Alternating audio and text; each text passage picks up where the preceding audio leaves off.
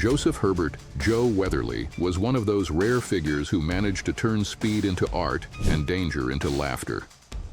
Born on May 29, 1922 in Norfolk, Virginia, he would go on to become a two-time National Association for Stock Car Auto Racing champion, one of America's greatest racing personalities, and a pioneer whose tragic death changed the course of motorsport safety forever.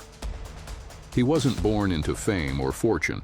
His journey from a small-town motorcycle courier to one of National Association for Stock Car Auto Racing's brightest stars is a story of grit, charm, and unrelenting passion for the thrill of competition.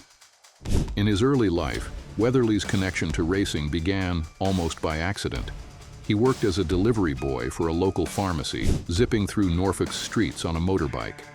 The speed, the balance, and the risk thrilled him, and before long he started entering motorcycle races. After serving in World War II, he returned home and committed himself to racing professionally. Between 1946 and 1950, he dominated the American Motorcycle Association circuits, winning 3 national championships and 2 Laconia Classics. No small feat in a time when motorcycle racing was as much about bravery as it was about skill. He was fast, fearless, and known for his quick wit even then, joking that he wanted something between his head and the ground whenever he crashed. That humor would follow him throughout his life, a constant companion on and off the track. By the early 1950s, the post-war boom in America had created a new fascination with automobiles, and National Association for Stock Car Auto Racing was beginning to transform from a regional southern pastime into a national sport. Weatherly saw opportunity. If he could master the raw danger of 2 wheels, 4 would be no problem. He switched from motorcycles to stock cars and joined the newly formed National Association for Stock Car Auto Racing Modified Series, a division that emphasized power and aggression over polish and precision. From 1952 onward, he tore through the ranks, winning 49 out of 83 races in one season, followed by another championship year in 1953. Those numbers were almost absurd. They spoke of a driver who wasn't just good, but exceptional. Weatherly was fearless on dirt short tracks, his background in motorcycles giving him balance and reflexes that few others could match. His early years in National Association for Stock Car Auto Racing's top division, then called the Grand National Series, were less spectacular. The competition was tough, cars were unreliable, and sponsorship money was scarce. Still, Weatherly persisted, racing for teams like Petty Enterprises, the Wood Brothers, and Holman Moody. Each race brought new challenges, but he was slowly learning the craft of stock car racing. How to manage a heavy vehicle over long distances, how to push engines to their limits without destroying them, and how to outthink opponents who had deeper pockets and better equipment. By 1960, his persistence began to pay off. That year, he entered over half the Cup races and won 3 of them, including the prestigious Darlington race in the spring. Though plagued by mechanical failures, he had arrived, no longer a promising underdog, but a true contender. 1961 became the year when Joe Weatherly's legend began to take shape. Partnering with Bud Moore, a fellow World War II veteran and meticulous car builder, Weatherly found the stability and technical excellence he needed. Together, they became one of National Association for Stock Car Auto Racing's most exciting pairings. Weatherly's charisma off the track was matched by his ferocity on it. That season, he entered 25 of the 52 races, won 9 of them, and finished 4th in points, a stunning achievement given his part-time schedule. Fans adored him. He joked with reporters, pranked other drivers, and never missed an opportunity to turn a tense race weekend into a good laugh. National Association for Stock Car Auto Racing writers dubbed him the Clown Prince of Stock Car Racing, a title that captured both his humor and his ability to put on a show. He was the kind of driver who could crash a car on Saturday, laugh about it on Sunday, and win on Monday. The following season, 1962, was his crowning glory. With Bud Moore's team running full-time, Weatherly was unstoppable. He scored 9 wins, countless podiums, and secured the National Association for Stock Car Auto Racing Grand National Championship, officially cementing his place among the sport's elite. Yet, as successful as that season was, the following year would test his limits even further. In 1963, Moore's team ran out of funding early in the season. Most drivers would have packed up, but Weatherly refused. Determined to defend his title, he did something unprecedented.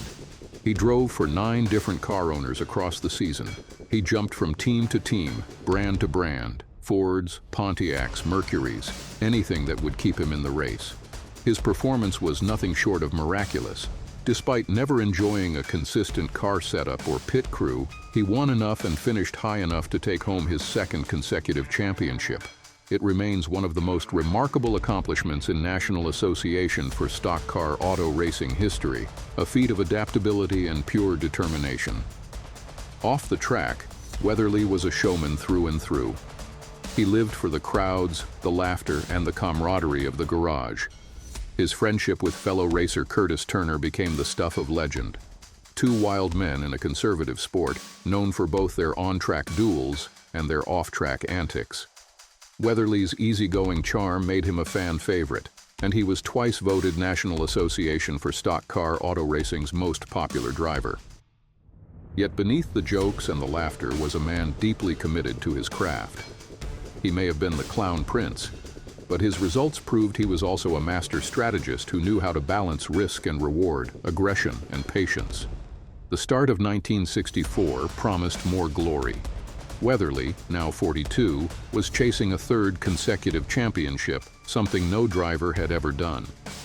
He entered the Motor Trend 500 at Riverside International Raceway in California, a grueling 185-lap event through desert heat on a 2.7-mile road course. The entry list read like a who's who of American motorsport. Dan Gurney, Richard Petty, Fireball Roberts, and A.J. Foyt were all there. The race began with excitement, but halfway through, fate intervened.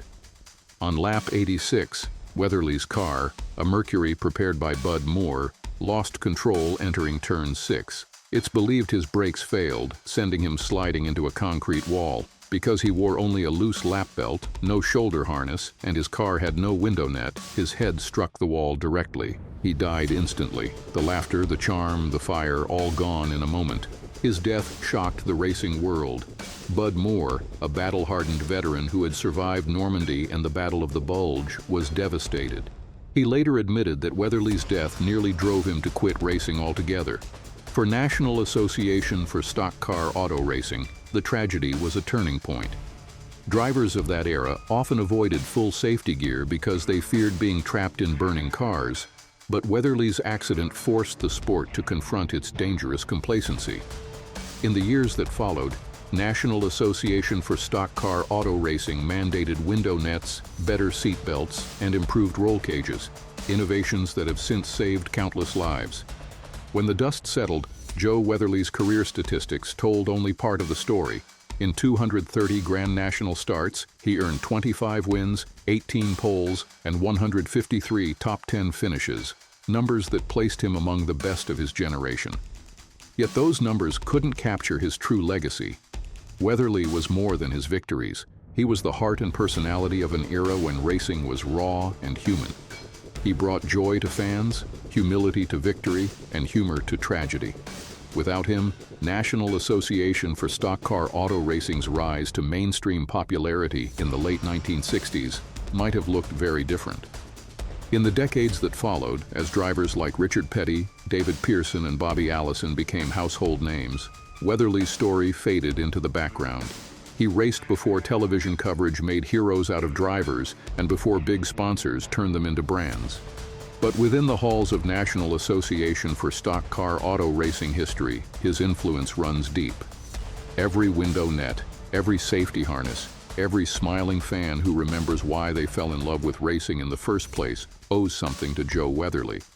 In 2015, more than half a century after his death, he was inducted into the National Association for Stock Car Auto Racing Hall of Fame, a fitting tribute to a man who helped shape the sport. He was already a member of the Motorsports Hall of Fame of America and the American Motorcycle Association Motorcycle Hall of Fame, reminders of his incredible versatility.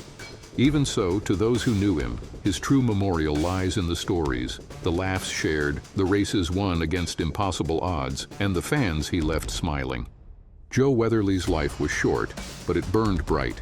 He was a man who could win on Sunday, joke on Monday, and change history without even realizing it. He lived fast, raced harder, and brought humanity to a sport built on machines. Though time has dimmed the roar of his engines, the echoes of his courage still roll through every National Association for Stock Car Auto Racing race today. He was, and always will be, the Clown Prince of racing, a champion, an entertainer, and a man whose legend refuses to die. If you enjoyed this video, make sure to like, share, and subscribe for more tales of racing legends who changed the world, one lap at a time.